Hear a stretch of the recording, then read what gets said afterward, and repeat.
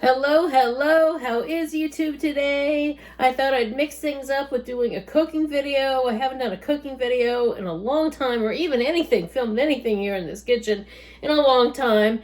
And I had posted a picture on Facebook of a meal that I like to cook often, which is steaks, grilled pineapple, and broccoli, okay?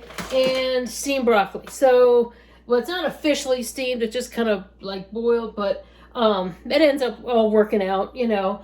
And what I mainly use a lot of is my George Foreman grill. Let me put the George Foreman grill right here. And actually, this is a fairly new one that we just got. So I'm going to preheat it. What I like to do is just always plug it in and then preheat it for like 5 minutes while I prep other things. And my husband's holding the phone here. So one thing I'm going to do is I'm going to get some water in this pan, and for the broccoli, and it's probably like it's a small bag of broccoli here, so as you can see, it's a small bag of broccoli, so probably about half of a saucepan of water. So it'll take a minute to get that. Okay, so we're going to get these heated up just to get that going. And steamed broccoli, this is just Harris Teeter brand broccoli, from Frozen. So I always set it on the dual with an electric. You know, if you have an electric stove, you kind of have an issue that I have where there's a learning curve if you're usually used to a gas oven or a gas stove. But you know, it's definitely challenging when you first deal with it. But you know, I just get the water in, throw the broccoli in, get it so that it's thawing. Okay, so. First thing I do before I even do the steak, I will put the pineapple on the grill first. And sometimes you can do it after, but usually it's this way the pineapple is being heated and grilled while the grill is heating up, so you don't burn the just put it down a little. There we go. You don't put it down as they don't stay cooking for that long and get too burnt. They still will get a nice grill. They'll get a nice grill. They'll have a nice grill taste to them and a good amount of grilling. This was a pre-cut pineapple that I had in the fridge. Fresh pineapple. One pineapple tip is that when you're shopping for pineapple, okay, so I do that, and then I just put the lid down. Always make sure you clear any plastic or paper from around the grill because it gets hot and there's steam. Okay, so that while that's heating up, I grab a paper plate. And for me, paper plates heat up a little faster for defrosting. Now, I don't even set it on a microwave officially on defrost. There we go. I already also have pre-cut steak in Ziploc baggies that I have frozen. I don't even set it on defrost. Just go down here. There we go. I don't usually set it on defrost. What I do is I unbag the meat. I usually either buy stew meat, which is much more affordable for buying steak, or what I do is it's either pre-cut stew meat, or you can buy it's like a big round, and then I slice it and cut it up, and then cut it up into chunks, just because it's easier to thaw. It's easier to thaw. And what I'll do is I'll put it on just like 5 minutes on the microwave, set at a regular setting, and not defrost, because I have found that if you do defrost, it takes a long time. You just have to keep checking it. That's all. You just have to keep checking it a little bit, and so all right. So then you get a spatula, And by that point, you can already see that they're starting to have a nice little grill look to them. Whoops. Oops. Let's put that on the side. All right. And just kind of flip them over so that one side does not get totally cooked as dark, because if you keep letting it stay, just a lot of times they say with a George Foreman grill that it will heat evenly. What it ends up happening though, it ends up getting so much darkness where the lines are, and that can burn easier. So I do flip things over. Okay, so then I'm gonna get my spices for. I take fajita seasoning that I buy in the Latin section, the body of onion powder, garlic, and ground pepper. Sometimes I add other things, but this is for this time I'm gonna do these. And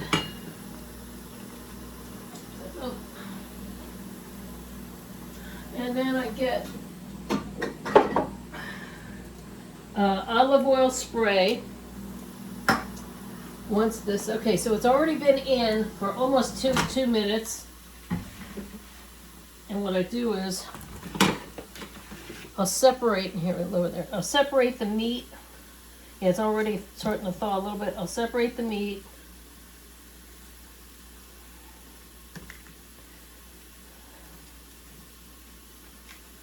Separate the chunks like that so that it can thaw a little bit better. Put it in. Rest of that time, hit start, and I always wash my hands after I've been holding touching the meat. Wash my hands one time. This time I'll probably wash my hands probably 2 or 3 more times. Okay, so make sure. Okay, so this for some reason, I'll just make this be a little higher. All right. So now what I would say is I'm gonna plate. You gotta get this out of the way. You hold this up here. I'm gonna plate and get the pineapple off because it's already. You can start to smell. There's like a smell in the air of cooked pineapple. Oh yeah, you can see. It's beautiful. You can already smell it. Even the dog smells it. She's our in-studio audience. Yeah.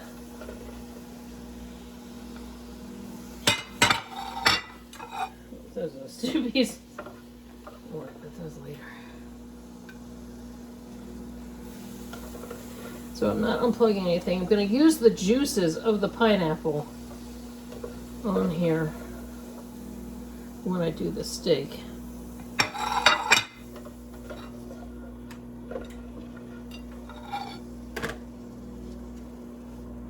See, it almost was almost too much time, but that also does give it that nice grilled flavor. All right, so we've got that. So we set that aside, and all right, we probably got a minute here. I'm going to throw in a little bit of pepper into this broccoli and a little garlic, just so it's not quite so totally bland. All right, a minute 37 seconds. All right, we've already got some, you can already tell it's starting to cook a little on the edges, so, where's my, okay. Take the olive oil spray, and you can come a little closer. Oh, sorry, just, nope, sorry. There, okay. Okay, sorry about the hands. Okay, so olive oil spray on the meat. Some of these big chunks, I think I'm going to cut bigger chunks.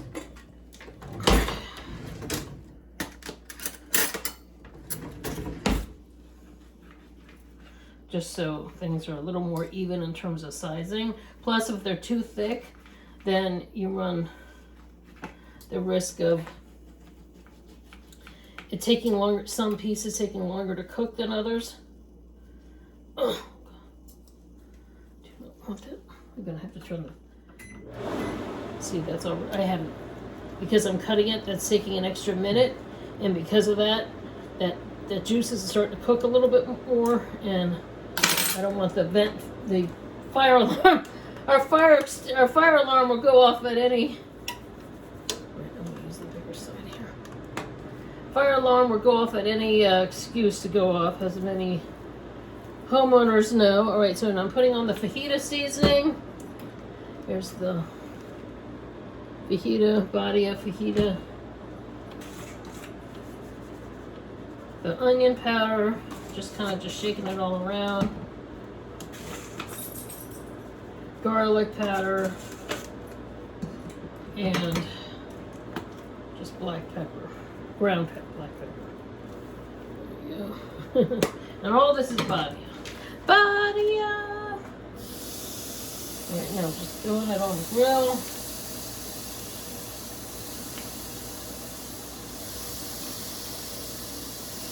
And hear that sizzle.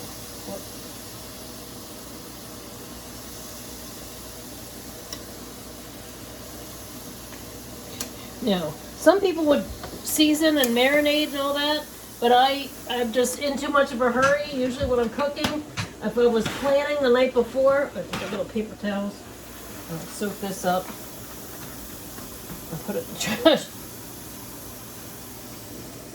Right now, it's hand wash time again.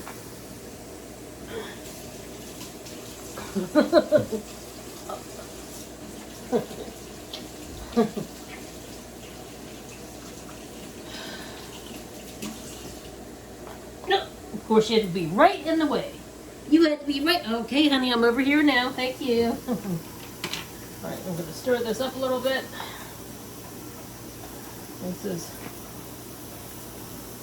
starting to cook all the way through. I keep an eye on the time. Once I put the meat on, I keep an eye on the time. Because what I try to do is like 3 minutes on one side, 3 minutes on the other side, and then like another minute and a half of the first side.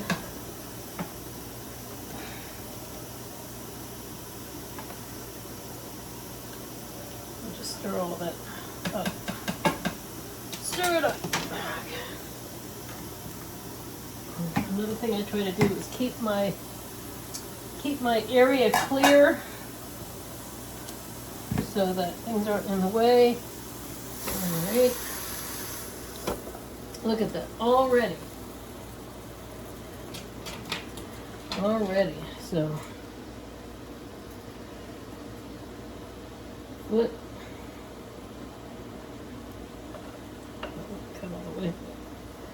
It's alright. It's all good. You just see this lovely, and what we don't have for dinner,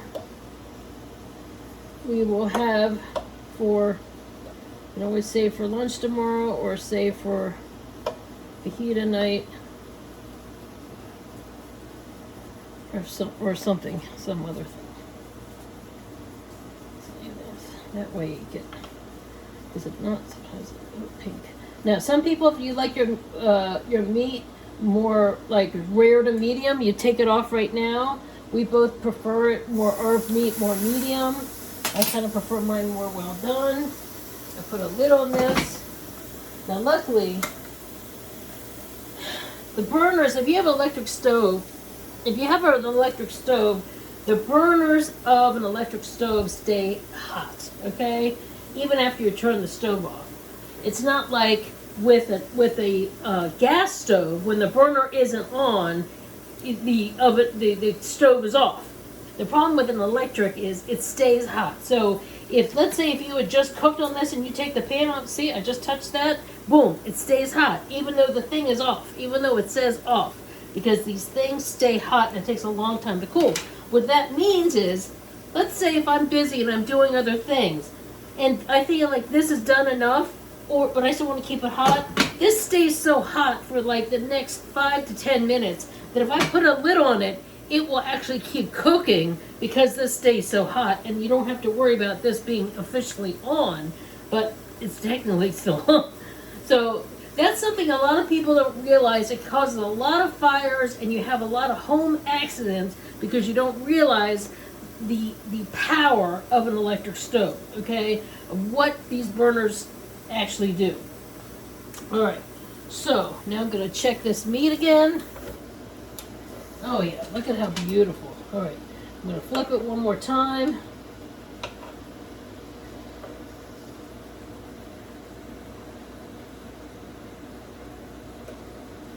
Flip everything.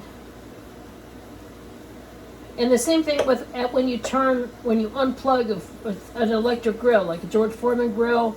I know a lot of people have those, what do you call those?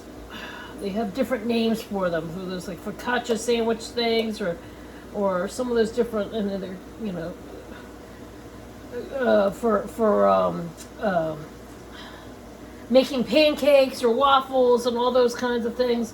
All right, I'm just gonna do what I'm gonna do is I'm gonna unplug it and let that still cook a little bit while I plate up my. I'm gonna put the lid on the area that has not been heated. And I use my serrated spoon and just drain the broccoli. You can see that it's steamed quite lovely. But it does the size of it. Even though that bag looked like a huge bag, if you think about it, look at how much. Okay, that's half. But it cooks down size-wise, and also the frozenness of it, you know, makes it bigger, makes it appear bigger.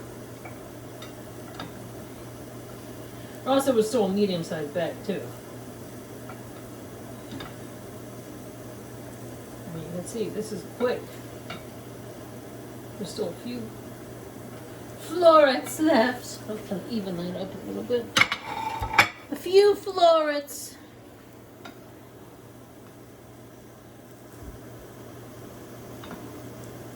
And you have to be really quick with this recipe because next thing you know, everything's done. All right, now because I don't want this to just sit and stay cooking, I'll just move it off the burner. Don't have anything hanging over where you just were cooking. And then, see, now you've got some beautiful meat here. And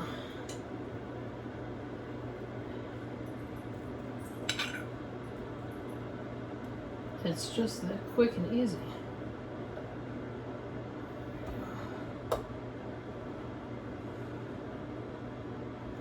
Turn this off.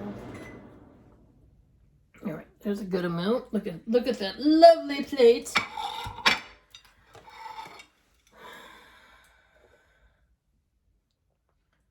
Beautiful.